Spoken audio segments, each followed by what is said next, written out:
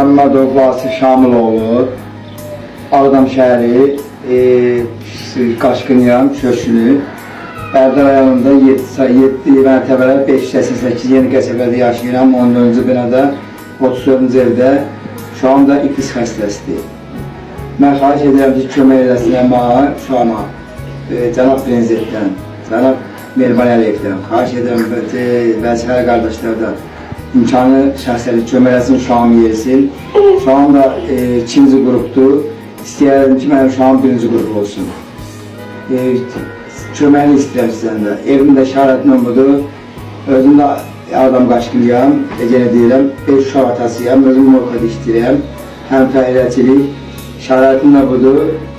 Bir uşaqla mən çörək pulu alıram. 5 dənə uşaqdan birini alıram. Deli anası yerli olduğuna görə çörək pulu düşmür. Xahiş edirəm Cənab Prezidentdən, Mehriban Əliyevdən mənə kömək eləsin.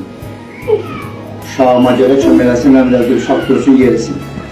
Cənab Prezidentdən kömək istəyirəm, Mehriban Əliyevdən də kömək istəyirəm ki, uşağıma pis xəstəsidir, davasına, dərmanına, almanına imkanı çatılmır. Məndən də heç kim vəzifəsini olmur, heç kim maraqlanmır. Neçə ildə uşağıma özüm baxıram, imkanımız yoxdur indi.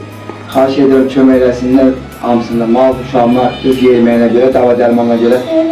Cənab Prezidentdən, İlham Əliyevdən, Mehriban xanımdan bir də vəzifəli şəxslərdən xahiş edirəm mənə kömək eləsinlər. İndiyə qədər hələ bir dənə işin çöp mənə verməyib.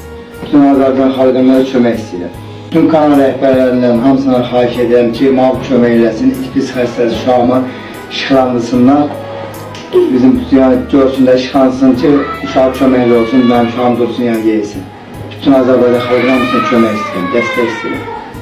Kanal rəhbərlərinə də hamısına təşəkkür edirəm. Allah hamısını canı sağ eləsin.